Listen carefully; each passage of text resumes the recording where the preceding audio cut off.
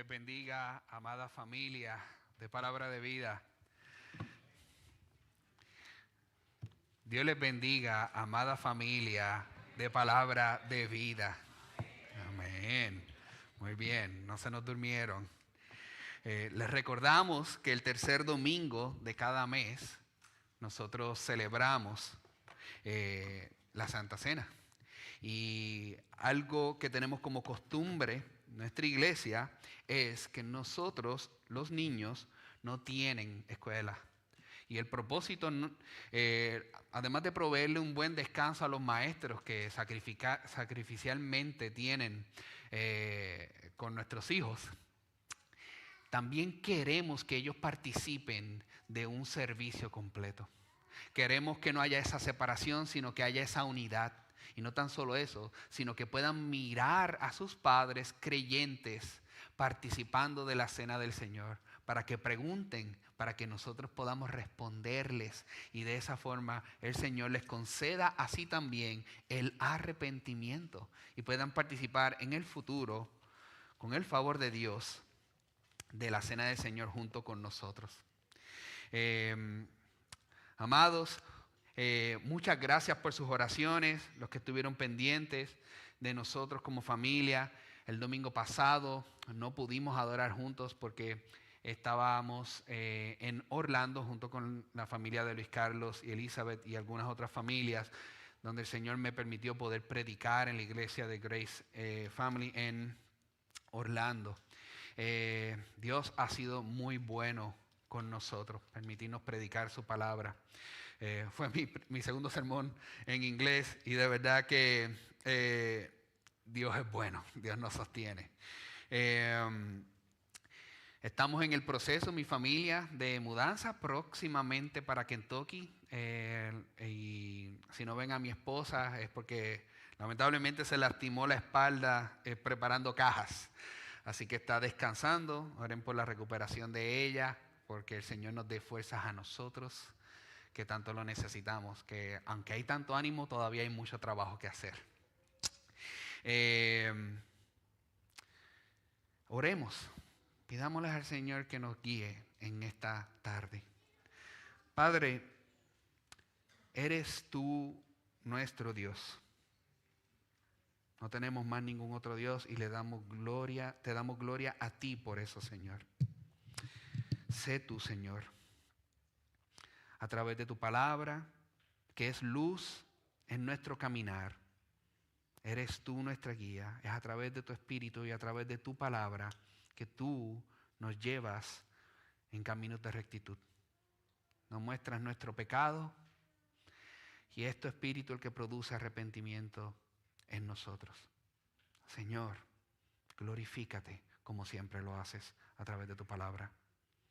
No son mis palabras, son las tuyas, Señor, las que tienen poder para libertar a aquel que está atado, aquel que está cautivo, aquel que está muerto, que tú lo traes a la vida. Señor, haz ese milagro esta tarde a aquellos que todavía no te conocen. Y renueva nuestro entendimiento, que tanto lo necesitamos para vivir vidas que te exalten y te glorifiquen a ti en obediencia. Gracias, Señor, te lo pedimos en el nombre poderoso de Jesús. Amén. Amados, a lo largo de la historia del cristianismo, el que lleva tiempo, hemos visto momentos o hemos escuchado o leído de despertares que han sucedido. Más bien les conocemos también como avivamientos que surgen. Lo vemos en el libro de los Hechos cuando Pedro está predicándole a miles y miles se están convirtiendo. Y asimismo en el tiempo de los apóstoles muchas iglesias comienzan a nacer a través de la predicación de la palabra. El Espíritu Santo está haciendo una obra en los corazones de todas estas personas, abriéndoles el entendimiento, cambiando su corazón. Un corazón de piedra, un corazón de carne que late y vive para Cristo. Pero esos momentos históricos que vemos en la Biblia no son los únicos. Vemos momentos de avivamiento como la Reforma en los años 1500, donde Lutero y las 95 tesis propulsan el buscar en la palabra y hay una renovación de entendimiento. Y así mismito, durante la historia, en los años 1700 en los Estados Unidos, vemos tanto en el área este que se levantan predicadores como Whitefield, Wesley, Edwards. Más adelante le llamaron un segundo gran despertar también en el área oeste de los Estados Unidos. Pero así prosigue la historia y se siguen levantando predicadores fieles como Moody, Spurgeon, Taylor, Booth, Mueller. En los años 1970 se levantó inclusive un avivamiento que se le llamaba como las personas de Jesús, el movimiento de Jesús. Y así hasta recientemente, en los 1960, los 80, hubo un evangelismo en las calles inmenso, donde miles y miles de personas venían y se convertían al Señor. Estos son solo datos breves, pinceladas históricas del milagro que hace Dios en la vida de las personas en los Estados Unidos. Pero así también durante la historia vemos un cambio que Dios continúa haciendo avivamientos alrededor de todo el mundo. Lo hizo en Escocia, en Suiza, en Inglaterra, en muchos lugares, África. Pero viene la pregunta, ¿qué es lo que produce este avivamiento? ¿Qué produce este avivamiento? ¿Qué es un avivamiento? ¿Cómo sabemos identificarlo? Precisamente a través de esta pregunta es que me lleva al título de este sermón, un genuino avivamiento. Un genuino avivamiento. Y es mi oración que hoy usted salga de aquí respondiéndose esta pregunta. ¿Dónde debería de comenzar mi deseo por ver un avivamiento? ¿Dónde debería de comenzar? ¿Para qué? Para que nosotros mismos seamos partícipes de la obra de Dios. Nosotros hemos caminado a través del libro de Nehemías y si nosotros le llamáramos un título, una palabra que pudiese definir todo lo que el libro de Nehemías nos lleva a nosotros, es restauración. Vemos a través de todo el libro de Nehemías lo que es la restauración. Dios devuelve a esta nación, restaura el templo, restaura las murallas y se encuentran con múltiples dificultades y retos y aún así el Señor los sostiene. Después de 170 años, en 52 días ellos levantan todas las murallas. Después de trabajar tanto por 52 días, lo primero que hacen, vemos en Nehemías 8, es que inmediatamente que ellos restauran, ellos se reúnen todos como pueblo y piden una sola cosa, que se abra el libro de la ley, porque quieren escucharlo, porque quieren entenderlo. Y asimismo, por 6 horas consecutivas, Esdras comienza a leerle las escrituras a esta nación. 6 horas. Nadie se duerme, nadie está pensando en comida, nadie está pensando en lo que va a hacer hoy en la tarde. Ellos están atentos porque tienen el deseo y el anhelo de conocer a su Dios. Pero algo milagroso sucede en estas personas. Estas personas comienzan a tener un dolor intenso en su corazón, demostrado por un llanto, a tal punto que Nehemías y Esdras y los levitas tenían que calmarlo y decirle: no lloren, paren de llorar. Es tiempo de celebrar porque Dios les ha abierto sus ojos para que vean su pecado. Y después de eso, los hombres, los padres, los líderes de los hogares se separan por una semana. ¿Para qué? para aprender más de la palabra, para recibir más de la palabra, para poder liderar en su hogar con mayor entendimiento y conocimiento de la palabra de Dios. Yo les había mencionado en la predicación anterior sobre esto que está sucediendo.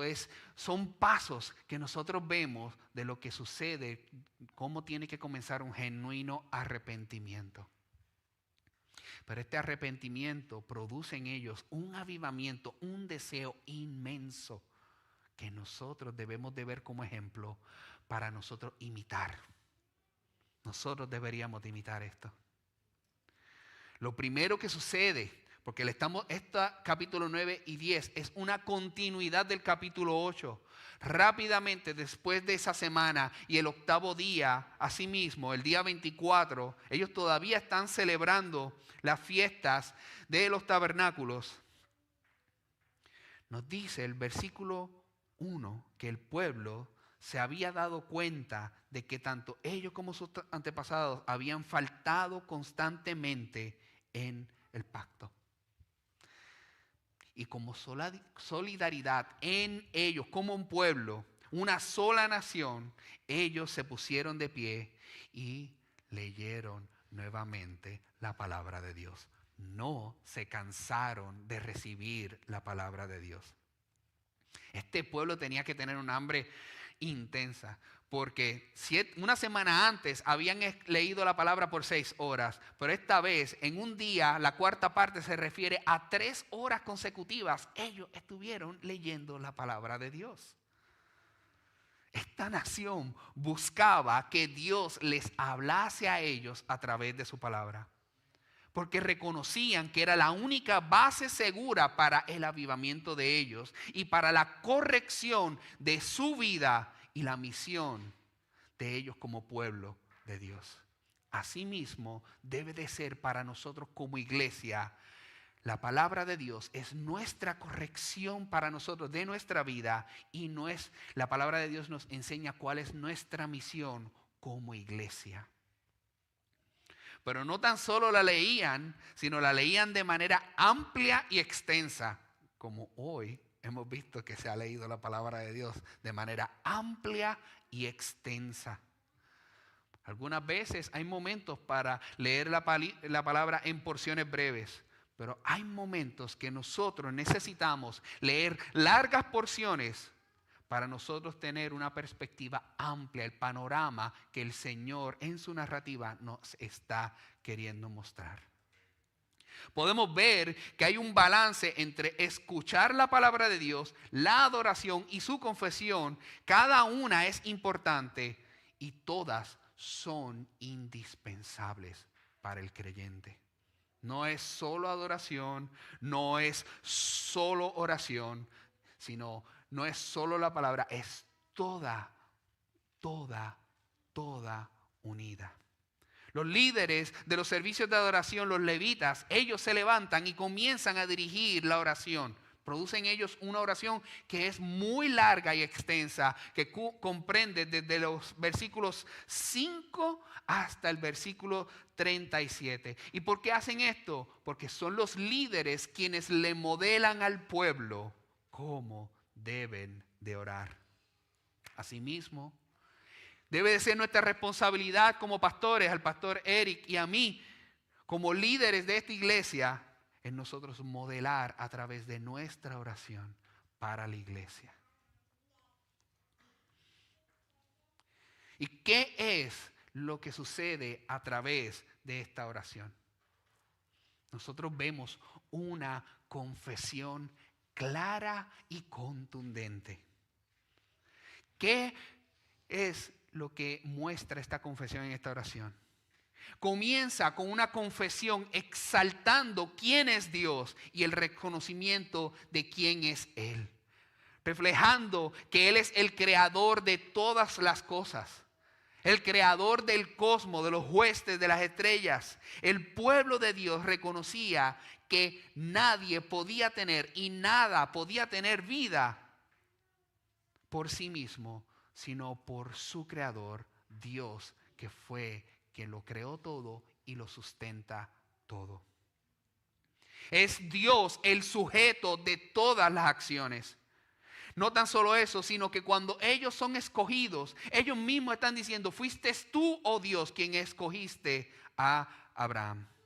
Y lo sacaste de Ur de los Caldeos. Y encontraste fiel su corazón. E hiciste alianza con él. Cumpliste tu promesa con ellos. Esta, inclusive, referencia sobre la fidelidad de Abraham, no está diciendo Abraham fue fiel, no está diciendo Abraham sirvió fielmente, sino tú, Dios, encontraste fiel su corazón. Es un énfasis completamente enfocado en la obra de Dios. Eres tú, Dios justo. Es lo que ellos están clamando aquí. Hay un énfasis claro que es toda la obra de Dios en esta oración. Él es Dios mismo quien los saca de Egipto, los liberta y entran en el peregrinaje. Aquí los levitas en esta oración están diciendo, viste el sufrimiento de nuestros antepasados en Egipto. Oíste el clamor en el Mar Rojo. Enseñaste, Dios, todo momento, Dios, Dios, Dios. Tú hiciste un nombre. Dividiste el mar ante ellos. Arrojaste a sus perseguidores en la profundidad. De día los guiaste con columna de nube y de noche con columna de fuego. Estas afirmaciones relatan que son los actos de Dios. La palabra también revela estos atributos que Dios tiene. ¿Cómo? Dios es omnisciente. Él vio su sufrimiento. Es todopoderoso porque envió señales y milagros, prodigios contra el faraón. Fue justo porque arrojó a las profundidades a sus perseguidores. Y fue misericordioso porque se trata de un relato de liberación a aquellos que estaban siendo cautivos por sus opresores. Es Dios también el proveedor en esta historia. Él, como proveedor, les entrega la ley mosaica en el Sinaí. Los preservó durante todo el tiempo mientras estuvieron en el desierto, hasta poseer la tierra prometida, que fue Dios mismo quien se las entregó. Se insiste como antes en la actividad soberana de Dios. Tú bajaste, tú hablaste, tú le diste normas. Y todo esto el pueblo judío reconocía que era un regalo de Dios. Fue provisión de Dios. Fue un don maravilloso de Dios para sus vidas. Los judíos no veían las leyes como una carga o algo negativo, sino como un don de Dios para guiar su pueblo en la formación de una sociedad que mostrara el amor, la gloria de aquel que los había salvado. Algunas veces pensamos que la ley de Dios es un sistema legalista, pero todo depende con el corazón que nosotros lo vemos. Cristo resume la ley de Dios, los 10 mandamientos, de 2 maneras. ¿Cuáles son? Amarás a Dios sobre todas las cosas y amarás al prójimo como a ti mismo. En otras palabras, cuando Dios les provee al pueblo judío estos mandamientos, Dios les está enseñando a cómo amarlo a Él, a cómo amar al prójimo. Cuando vemos su palabra, no es un sistema legalista, lo vemos como una enseñanza para nuestras vidas, a cómo amarlo a Él cada día más. Cuando aprendemos más de Dios, aprendemos a cómo amarlo, a cómo seguirlo y cómo amar a nuestro prójimo e inclusive amar a nuestros enemigos, porque es un mandato de Dios. Eres tú nuestro descanso, Señor. Eres tú nuestra provisión. Tú nos sostienes. Es en ti que solo podemos tener vida. Es lo que están comunicando. Cuando estuvieron en Egipto y recibieron maná, recibieron agua, todo eso era provisión del Señor, reflejando que Dios no abandona a los suyos, aunque parezcan momentos difíciles y tumultuosos. Pero lamentablemente, la respuesta del pueblo judío fue en desobediencia. Vemos explícitamente que ellos comienzan en esta oración, en los versos 16 en adelante, explícitamente la rebelión del pueblo por primera vez. Y cómo, por un lado, la oración es sincera en su descripción de la actitud rebelde y el pecado de su pueblo y de sus antepasados. Ellos se volvieron arrogantes, duros de servir, su cuello estaba tan endurecido que era como si estuviesen altivos. No se viraban y se tornaban a su Dios.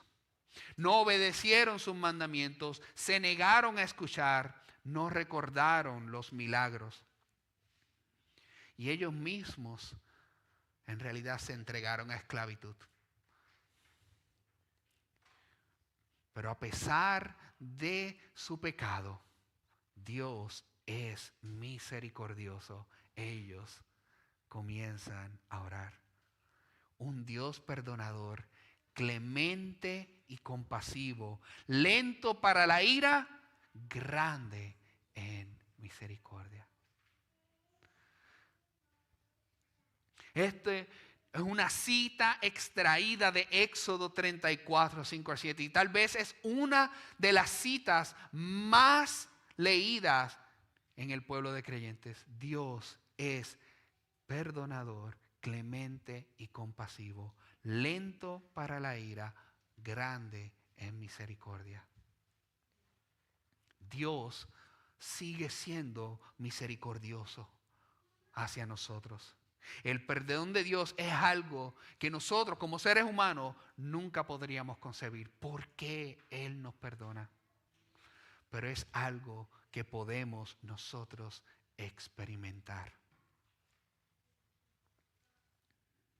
Aún así, ante la rebelión, Dios sostuvo a su pueblo durante 40 años de peregrinación en el desierto.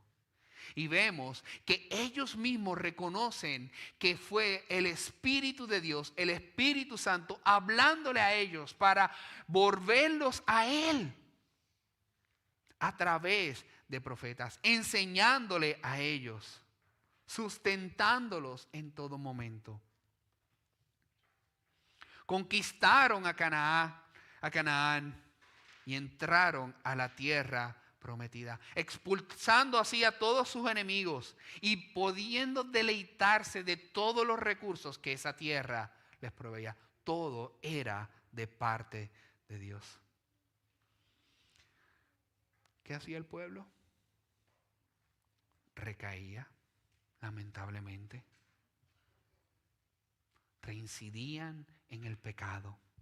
Volvieron y se volvieron desobedientes, se rebelaron, pusieron su ley a espaldas, mataron a los profetas, cometieron blasfemias horribles, se ensoberbecieron, desobedecieron nuevamente los mandatos, la ley de Dios. Obstinadamente dieron su espalda a Él y no le hicieron caso. Sin embargo, Dios siguió mostrando misericordia. Verso 31, pero en tu gran misericordia no les pusiste fin, no los destruiste, ni los abandonaste, porque eres un Dios clemente y misericordioso. ¿Acaso no es similar hacia nuestras vidas cuando nosotros continuamos pecando contra Dios? Habiendo sido restaurados, regenerados, salvados, continuamos pecando contra Él. Y Dios continúa siendo misericordiosos hacia nosotros,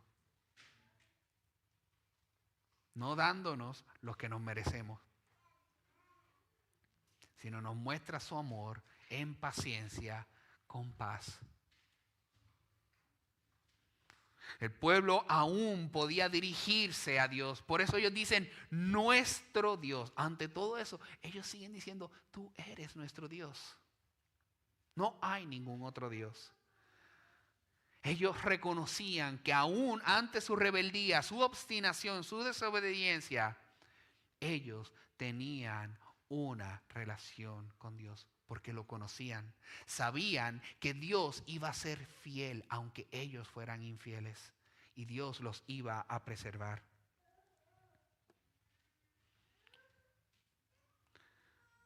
Pero no tan solo le extendía misericordia, Dios también los disciplinó.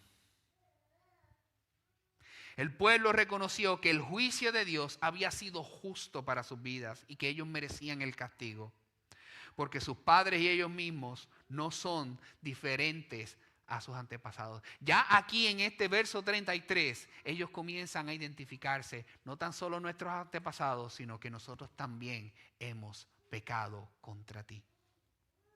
No le están echando la culpa. No fue mi abuelo, no fue mi papá, no fue mi tío, no fue con quien estoy viviendo. Yo pequé contra ti.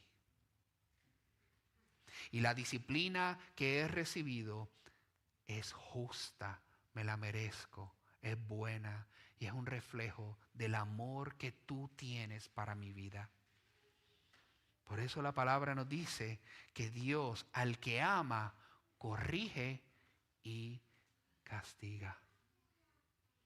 Así que cuando recibimos disciplina es una expresión de amor de nuestro Dios que no nos permite nosotros ir desbordados viviendo en desorden.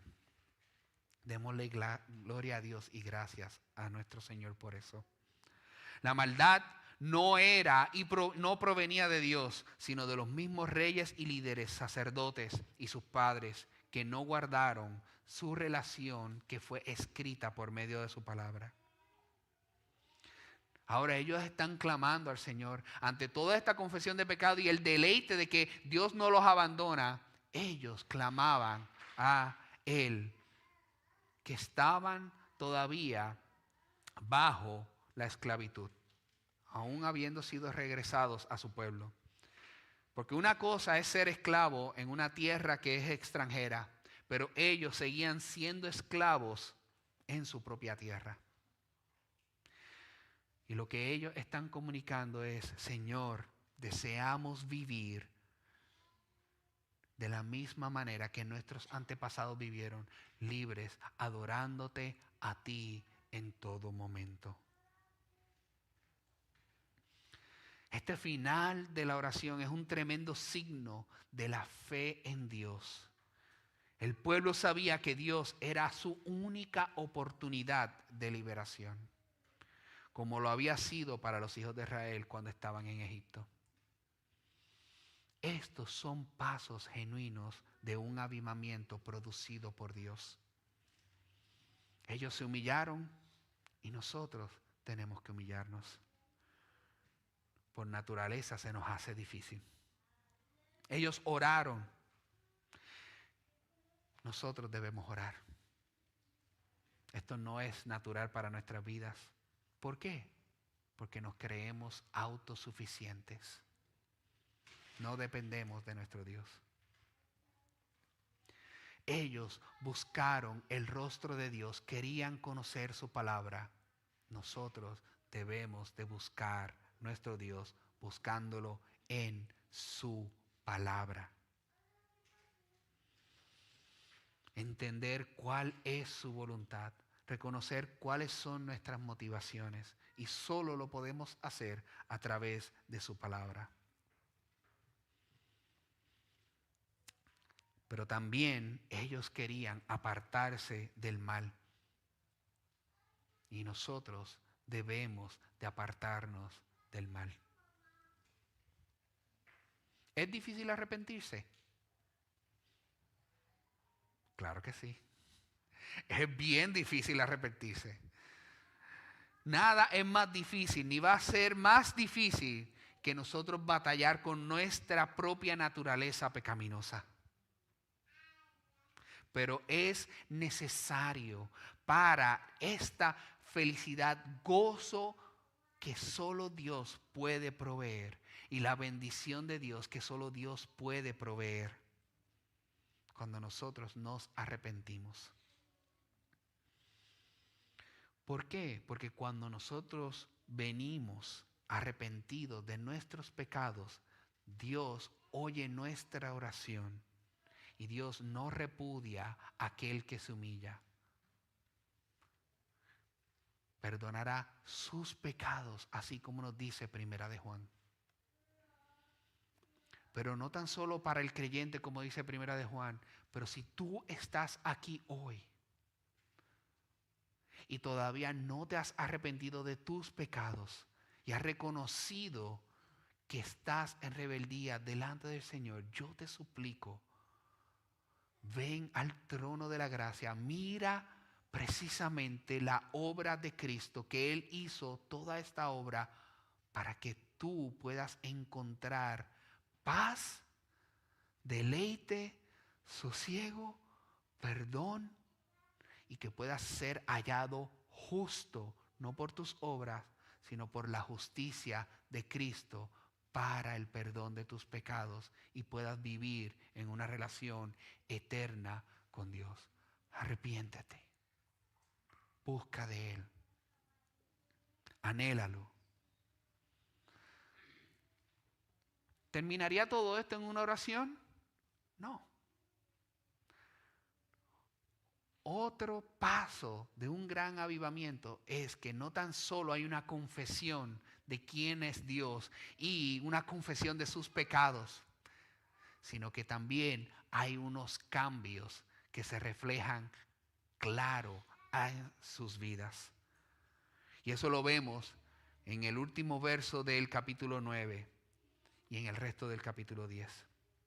Comienza precisamente con una larga lista de levitas, sacerdotes y líderes que firmaron un documento, pero añadido a este documento también lo firmó la comunidad en reflejo de un apoyo, una unión, un solo corazón. Y lo estaban haciendo de manera legal, que todos supieran quiénes estaban comprometidos a esta nueva manera de vivir. Y hacen una promesa solemne. Y comienza así el verso 28, esta promesa, con el resto como parte integrante de este compromiso y de este cambio. Todos los que se separaron. Indica que se trataba de una comunidad definida con límites. Ellos habían dicho, nos separamos de estos pueblos vecinos, no vivimos mezclados con ellos.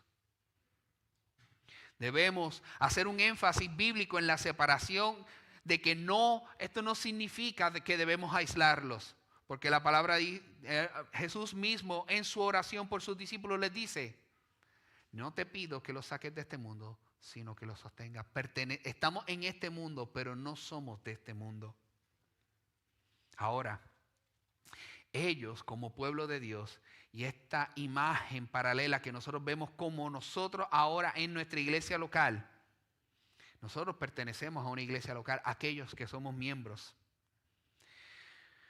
No tan solo hemos sido salvados a través del sacrificio de Cristo, sino que por medio del bautismo nosotros hemos comunicado esa salvación y que ya no vivimos para el mundo, sino que vivimos para Cristo.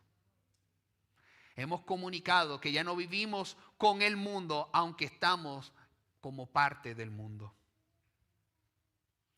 Hay un peligro bien grande en nosotros acomodarnos tanto en el mundo que caigamos en lo que se llama el sincretismo o la mezcla del mundo con el evangelio.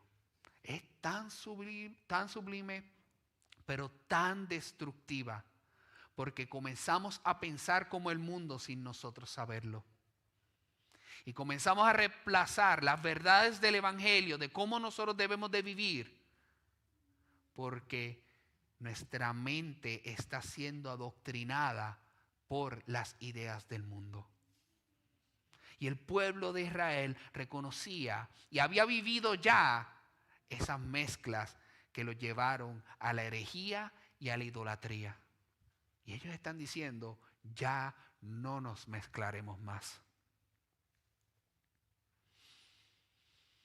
A tal punto que ya no se parecen a Cristo. Se llaman cristianos, pero no se parecen a Cristo. Pero ese compromiso se extiende no tan solo a la extensión. Los versos 28 y 29 dice que no darán a sus hijas con otras naciones, ni a sus hijos. ¿Por qué razón esta separación? Estas regulaciones específicas es el inicio de prohibir estos matrimonios mixtos con extranjeros, no porque haya un cambio no quieren cambios de cultura. Lo que estaban procurando es no manchar, no diluir las convicciones que ellos tenían de quién era su Dios, porque sabían que los podrían ser llevados a la apostasía.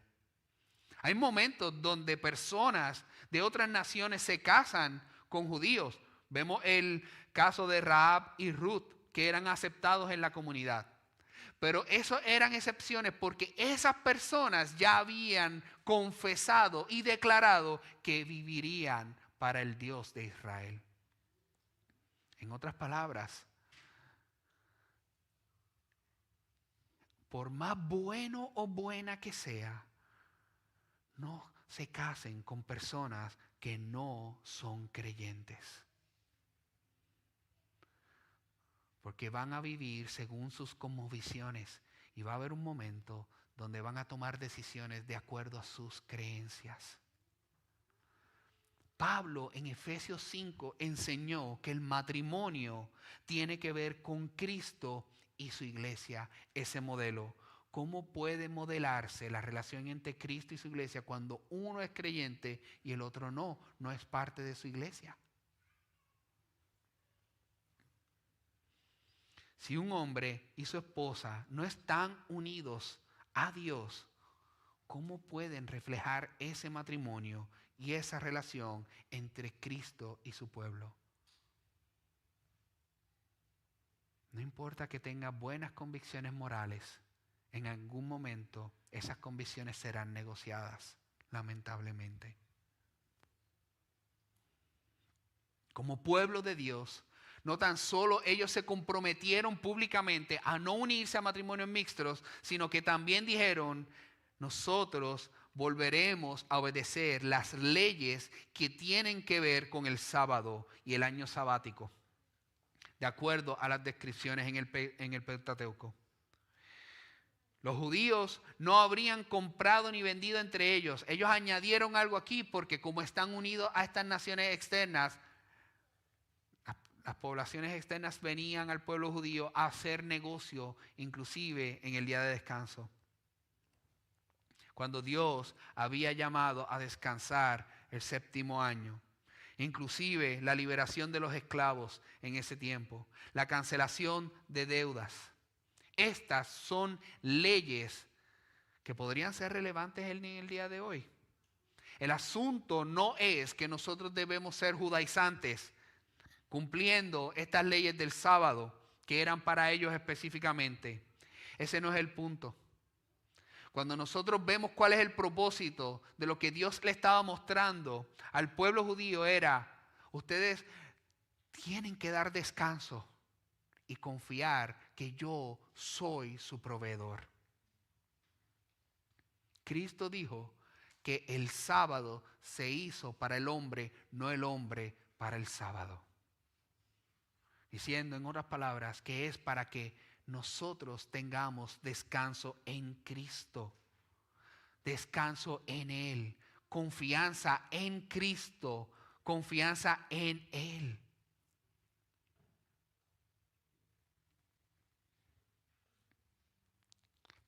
Ahora vamos a una parte y le doy gloria a Dios por su palabra, porque no es un sermón y no es una sección que es de mis favoritas. Yo exhortar a la iglesia y es con respecto a las finanzas de la iglesia.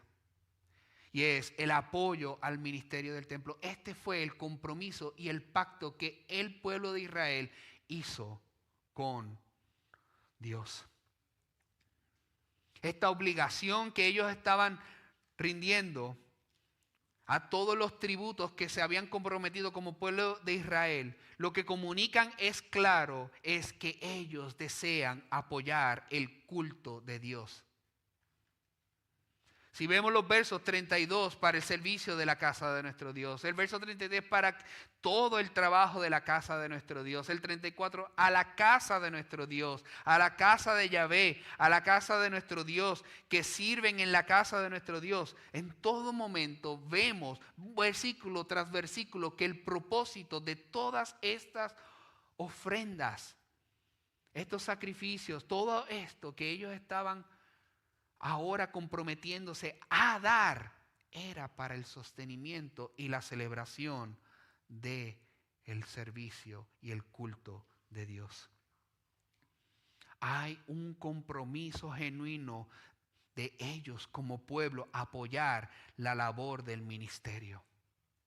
Eso es lo que está comunicando el pueblo de Israel y a lo que se está comprometiendo.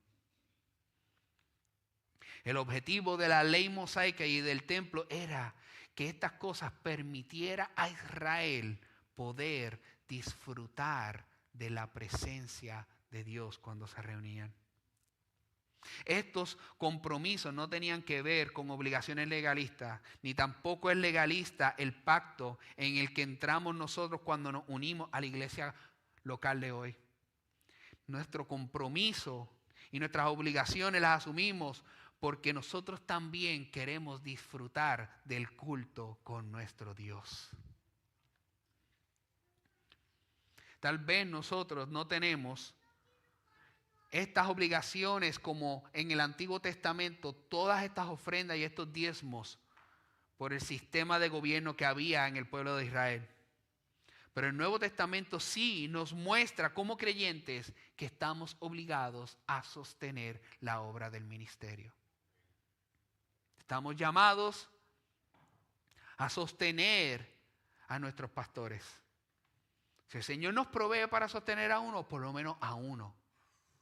Para la gloria de Dios, nuestra iglesia puede decir que hace esto. Pero no debemos sobreconfiarnos. Tenemos que apoyar. Oremos. Cuando el Señor nos da a nosotros por medio del trabajo, oremos, Señor, ¿qué es lo que tú pones en nuestro corazón para apoyar la obra del ministerio? Primero siendo la iglesia local. Así que hoy nosotros debemos de anhelar como cuerpo de Cristo estar comprometidos al sostenimiento y al apoyo financiero de la iglesia. Este capítulo 10 nos muestra claramente un desafío para nosotros como cristianos. Nos muestra cuál es la importancia de nuestra sumisión a la autoridad de la palabra de Dios. Hace un énfasis a la santidad, a la separación como pueblo de Dios, como parte de la iglesia local. Y a mantener y a preservar los valores de su palabra. Nos desafía a nosotros a ser fieles, apoyando a nuestra iglesia.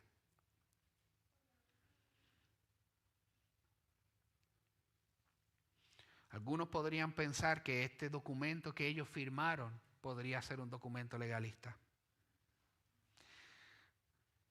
Que esto lo hacen para ganar obras, para ganar favor delante del Señor. Pero no es así. Consideremos lo siguiente. Estas personas ya fueron misericordiosamente redimidas y traídas vueltas del exilio. En otras palabras, esto es un compromiso después de su redención. Es una obra, un reflejo de su gratitud al Señor haberlos restaurado nuevamente. Aquellos quieren cumplir su pacto no para obtener favor, porque ya ellos lo obtuvieron. Ellos están entrando en este pacto porque ya han sido misericordiosamente redimidos. Y como una señal de su compromiso, ellos responden a la misericordia con una muestra de obediencia de vuelta a lo que su palabra dice. Asimismo es para nosotros los creyentes. Ninguna obra que nosotros hagamos nos puede obtener salvación. Pero nuestras obras reflejan el fruto de la obra de redención, nuestro rescate como creyentes. Nosotros podemos conocer y nombrar a Cristo, en quien está todas estas promesas, en el sí y en el amén. Es el pueblo de Dios del Antiguo Testamento sabía que Dios estaba lleno de gracia y verdad. Y hoy nosotros vemos la gracia y la verdad encarnada en Cristo. Debemos de seguir buscando y anhelando este gozo hasta la restauración final. La plena obediencia a la ley de Dios, que solo llega con el regreso de nuestro Señor Jesucristo. Aquel que fue hecho pecado, aunque no conoció pecado, para que nosotros fuésemos hechos justicia de Dios en Él. Por medio de Él, los creyentes tenemos seguridad de que un día nosotros seremos arrebatados a la restauración perfecta y final de todas las cosas. ¡Qué esperanza tan maravillosa!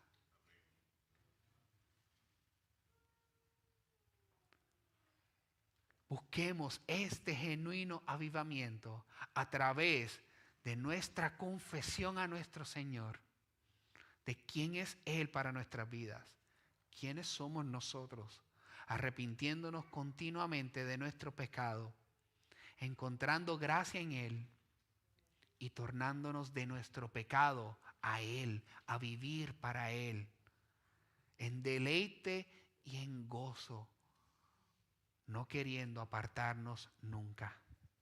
Oremos. Padre,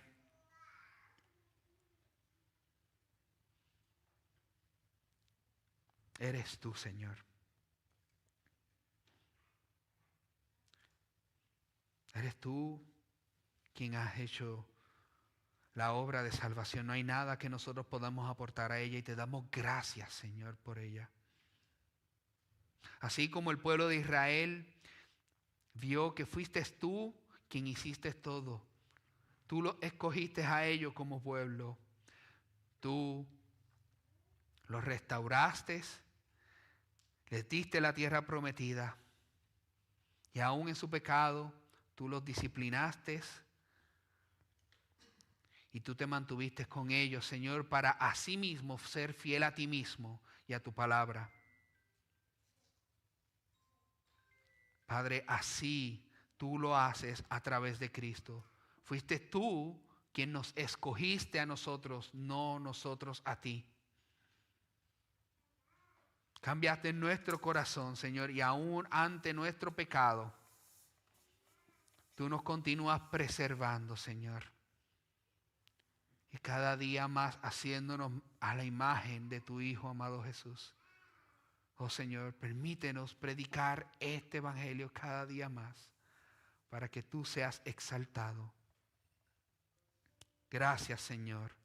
Te lo pedimos en el nombre poderoso de Jesús. Amén.